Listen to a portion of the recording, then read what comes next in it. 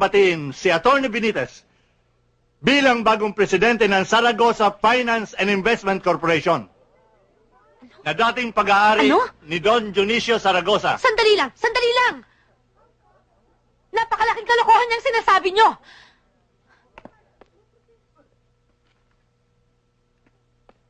Attorney, anong ibig sabihin nito? I demand an explanation. Asikasuhin mo mga ibang bisita. O, sige. I'm sorry, Georgia. Pero totoo ang narinig mo. Sa katunayan, bukas may meeting ang bagong board para pag-usapan ang reorganization ng kumpanya. Gusto kitang makausap ng sarilinan, ngayon din. Georgia, I'm hosting a party. Can't you see that? Hindi ko pwedeng iwan ang mga bisita ko. But kung may tatanong ka, sasagutin ko. Paano mapupunta sa'yo ang lahat ng karapatan ko sa negosyong naiwan ng papa? Bueno, makinig ka. Nung magkasakit ang papa mo, napabayaan niya ng husto ang kumpanya. Dagdag mo pa rito ang paglulustay ng tiyudamyan mo. Nagkaroon ng kumpanya ng malaking utang.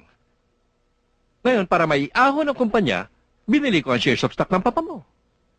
Bakit hindi mo pinaalam sa akin? Imposibleng mangyaring sinasabi mo kung walang sabuatang naganap. Georgia, legal ang lahat. May mga dokumento kung pinangahawakan. At ang iba, may pirma mo. Ano? Mr. De Guia, may natitira pa naman eh. Kaya kung pipirmahan mo ito, baka may ligtas mo pa ang kapiranggot na natitira para sa'yo.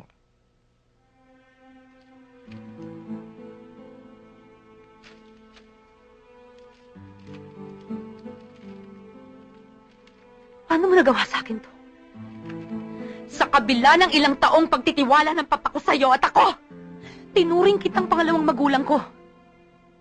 Baka nakakalimutan mo, attorney, kung saan ka nanggaling. Notaryo publiko ka lang nang pagkatiwalaan ka ng papa ko.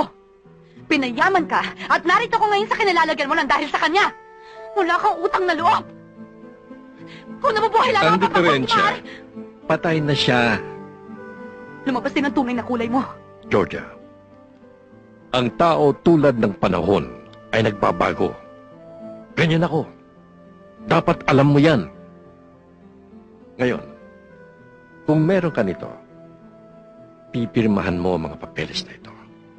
Dahil kung hindi, mawawala sa iyo ang bahay mo, alahas mo, kotse mo, pati yung mga tao nagsisilbi sa iyo, mawawala sa iyo.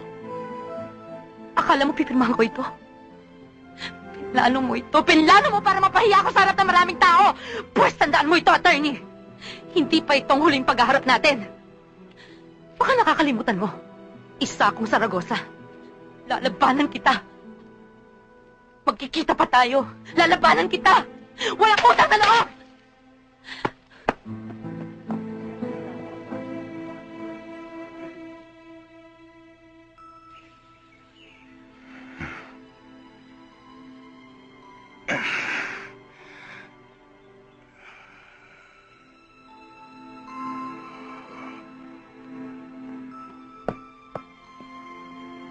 Ang Delphine, kain po muna kayo ng lugaw tsaka gatas. Pampalakas po yan. Salamat ha.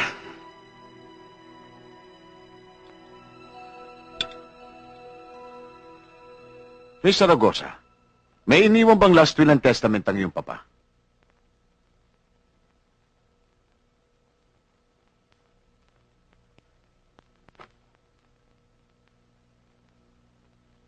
Wala.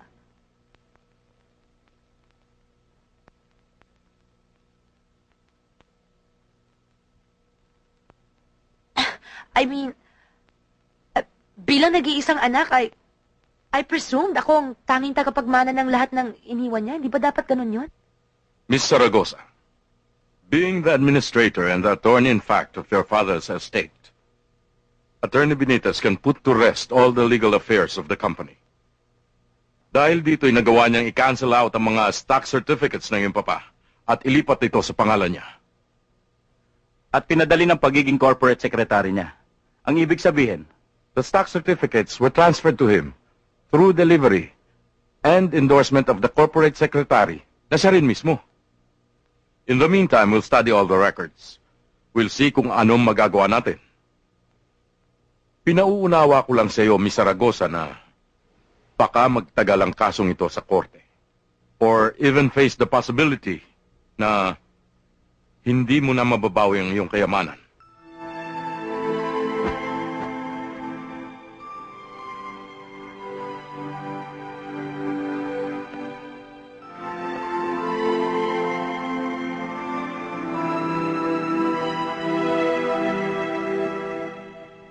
Ma'am Georgia, magpapaalam na po kami. Maaga pa ho ang biyahe namin bukas. Lourdes, Aling Juliet, maraming salamat ha. Mag-ingat kayo. Kayo rin po.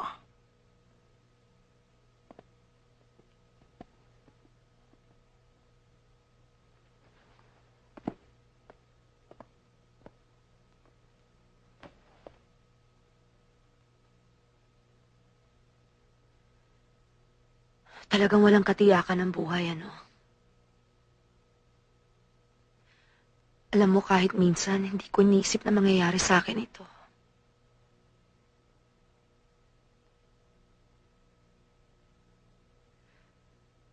May ipapakita ko sa inyo.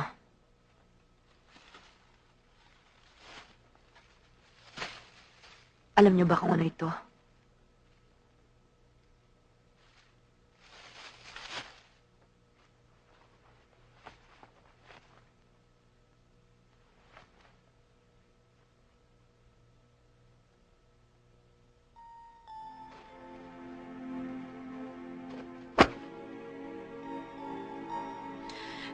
Ito yung binigay ko kay Delphine noon.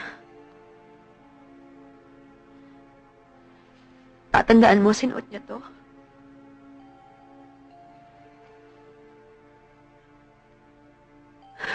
Diba nung nalagay ako sa kagipitan noon, nandun si Delphine. Sinagip niya ako. Bakit ganon, Cynthia? Bakit kung kailan wala na sa iyong isang tao, doon mo mararamdaman kung gaano mo pala siya kamahal? Wala na si Delphine.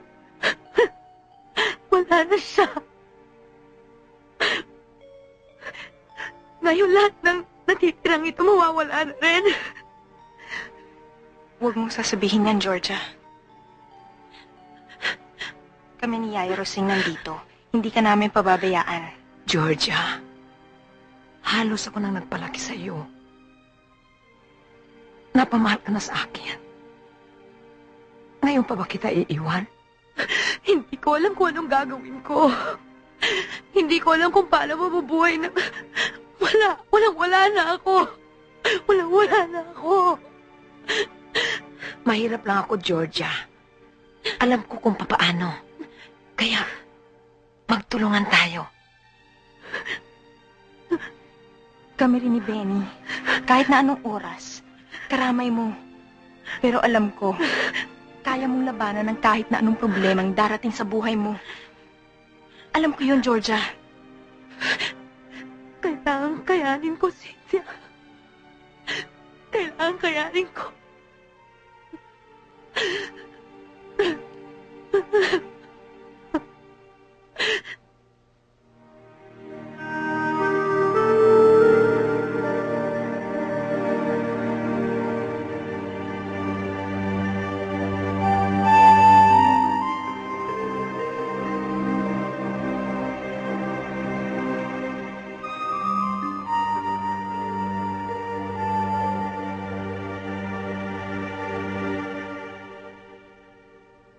Bakit naman kasi hindi na lang muna kayo dumito? Total, kasya naman tayo dito. Isa pa, may kwarto pa sa taas. Yun nga yung sinasabi ko dito kay George eh. Ewan ko ba? Upo ka nga. Ay, nako. Maraming salamat sa inyo. Pero, naisip ko kasi, hindi naman pwedeng sa lahat na lang ng oras takbo ko ng takbo sa inyo. Mabuti na yung habang maaga eh. Masanay ako sa bago kong buhay. Tsaka kasama ko naman si Yaya eh. Sige, ikaw ang bahala. Pero kung ano't ano man, huwag kang mahihiyang lumapit sa amin ni Cynthia. Penny, may iiwan sana ako sa inyo kung pwede sana. Iwan ko muna to sa inyo. mga papeles ng kumpanya. Benny, kung may libre